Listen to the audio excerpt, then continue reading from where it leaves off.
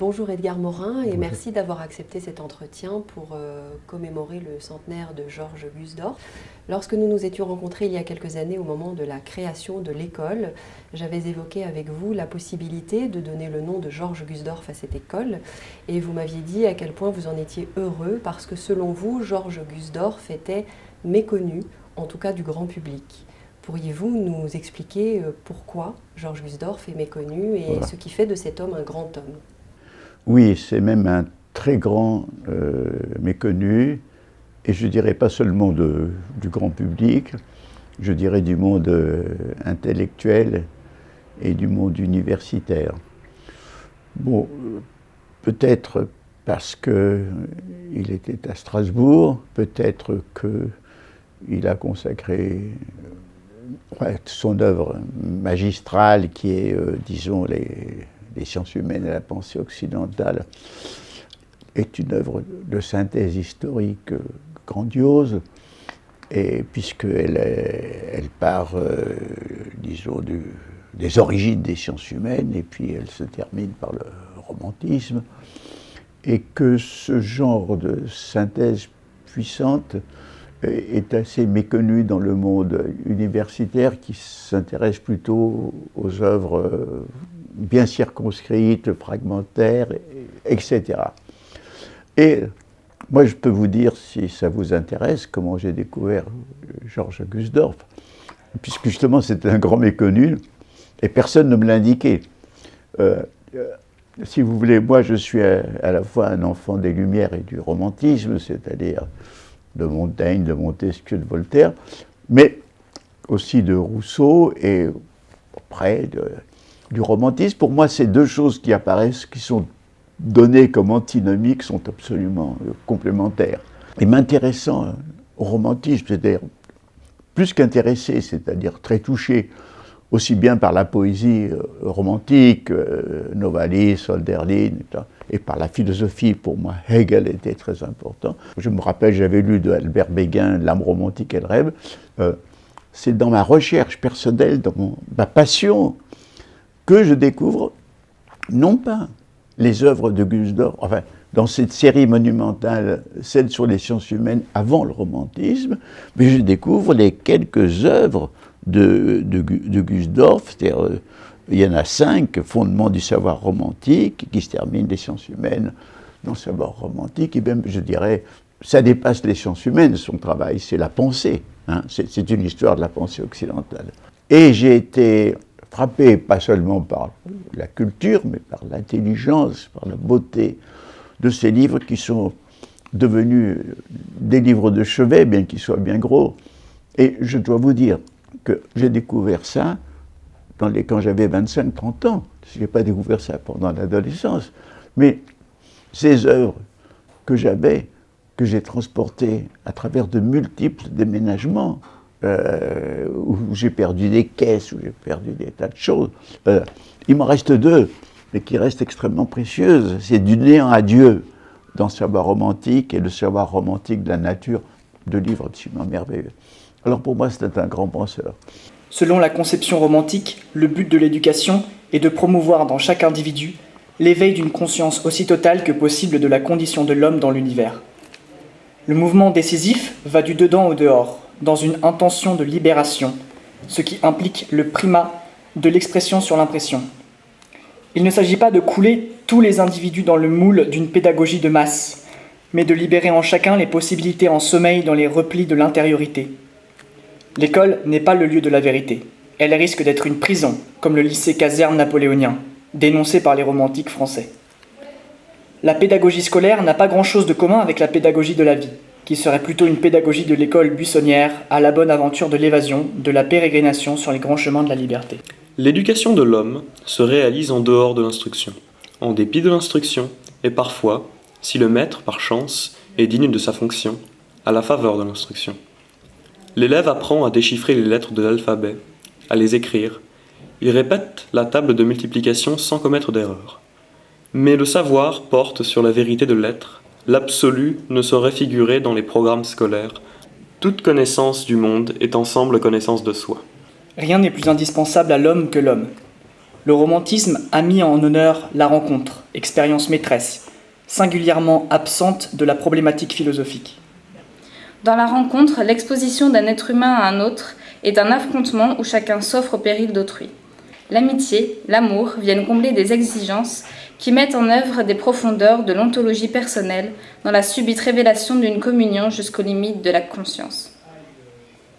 Comme l'étincelle qui jaillit du contact entre deux silex, la rencontre fait naître une réalité supérieure dans l'exaltation de la joie partagée. Cas exemplaire d'une nouvelle naissance qui est une connaissance. La découverte du moi par lui-même est une connaissance. Nouvelle alliance de l'individu avec une vérité qui est désormais sa vérité. La vérité d'un secret difficilement communicable. Et alors donc, quel mérite vous avez, vous, d'avoir fait une école Gusdorf, d'avoir découvert en quelque sorte de votre côté l'importance de Gusdorf. J'en suis très heureux d'avoir cette occasion de parler de Gusdorf parce que mes occasions sont rarissimes. Dès le moment où on se met sérieusement au travail pour apprendre à lire et à écrire, le petit français devient la proie d'un système dont le seul idéal est un gavage des cerveaux et qui ne tient pas compte de l'essentiel, le développement équilibré de la personnalité. Les seuls éléments importants de la vie scolaire sont les programmes, les notes, les compositions, les classements et, pour couronner le tout, les examens. Si bien que l'enseignement français semble tout entier se réduire à une gigantesque entreprise d'aliénation mentale. Tout se passe pourtant comme si, en dépit des apparences, la réalité véritable de l'enseignement était d'ailleurs. Tout maître, quelle que soit sa spécialité, est d'abord un maître d'humanité. Au surplus, l'acquisition même du savoir correspond à une forme essentielle de l'expérience vécue. À l'école, au lycée, à l'université, toute institution dont la fonction est de dispenser le savoir, l'enfant, le jeune homme connaissent des formes décisives de l'expérience de leur vie. Ces lieux ne sont pas pour eux simplement le théâtre de certains jeux d'intelligence et de mémoire. La personnalité tout entière y fait son apprentissage, la sensibilité, le caractère, la volonté y sont mis à l'épreuve et l'acquisition des connaissances apparaît indissociable de la prise de conscience des valeurs. Le rôle du maître apparaît ici comme celui de l'intercesseur. Il donne aux valeurs une figure humaine. L'enfant, l'adolescent, celui qui est en quête de lui-même, se trouve ainsi confronté avec une incarnation des volontés qui peut-être sommeille en eux. Et cette rencontre du meilleur, cette confrontation avec la plus haute exigence, démasquant une identité qui s'ignorait, permet à la personnalité de passer à l'acte et de se choisir elle-même telle qu'elle se souhaitait depuis toujours. Toute naissance est un mystère. Le mystère pédagogique auréole la naissance d'un esprit, la venue d'un esprit au monde et à lui-même. La relation du maître et du disciple apparaît donc comme une dimension fondamentale du monde humain. Selon la sagesse romantique, prolongeant elle-même de véritables traditions, le mouvement apparent de l'enseignement, qui va du dehors au dedans, ne peut aboutir que s'il rencontre un mouvement inverse, du dedans vers le dehors, qui fait l'unité avec lui. Chaque homme a une histoire, ou plutôt chaque homme est une histoire. Chaque vie se présente comme une ligne de vie. L'enseignement serait un aspect de la période ascendante de cette histoire. Il jalonne la croissance mentale, intrinsèquement liée à la croissance organique. Sa fonction est de permettre une prise de conscience personnelle, dans l'ajustement de l'individu avec le monde et avec les autres. On voit très bien ici que le système scolaire ne se suffit pas à lui-même. Les leçons du maître d'école se composent avec d'autres influences, impossibles à dénombrer, dans cette œuvre de façonnement progressif et aléatoire. La formation d'un homme, si elle est exactement comprise comme la venue au monde d'une personnalité, comme l'établissement de cette personnalité dans le monde et dans l'humanité, devient un phénomène d'une ampleur cosmique. Alors vous avez cité effectivement Georges Gusdorf, notamment dans La connaissance de la connaissance. Oui. Et dans ce même ouvrage, vous avez parlé de l'intelligence. Oui. Et vous avez écrit que l'intelligence était notamment ce qui échappait au test. Oui. Est-ce que vous pourriez développer cette idée ? Bien entendu.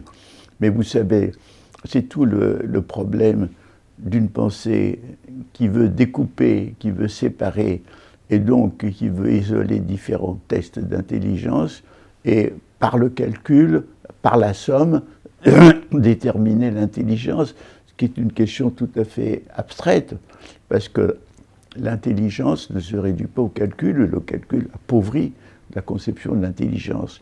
Mais le propre de l'intelligence, c'est d'être quelque chose de polyphonique, c'est quelque chose qu'on ne peut pas réduire à une qualité.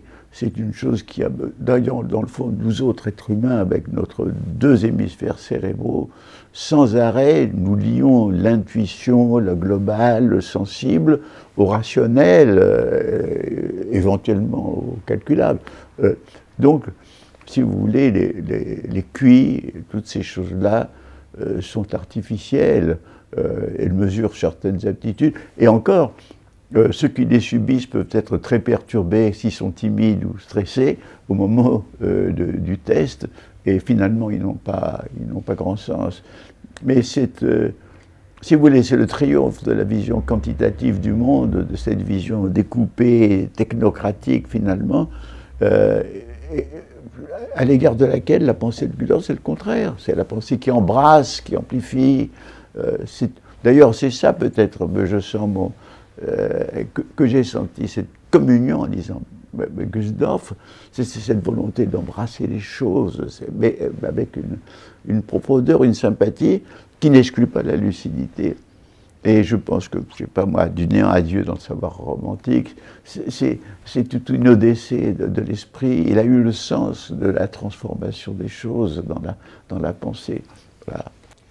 Alors effectivement, si nous avons souhaité donner le nom de Gusdorf à cette école, c'est parce qu'il nous avait semblé que dans son histoire de la pensée occidentale, il avait une façon d'appréhender le monde et le savoir qui était proche de celle de nos élèves.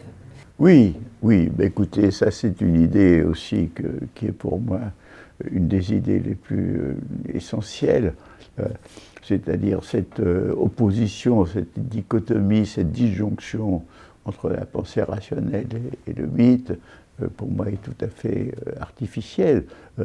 Une raison ouverte doit savoir ses limites et doit savoir que le mythe nous parle d'une façon métaphorique, d'une façon mystérieuse, d'une façon profonde, et nous exprime nous-mêmes. Et je crois que dès que Gusdorf est arrivé au monde romantique, ce sont des choses qu'il a de son côté découvertes et tout à fait exprimées.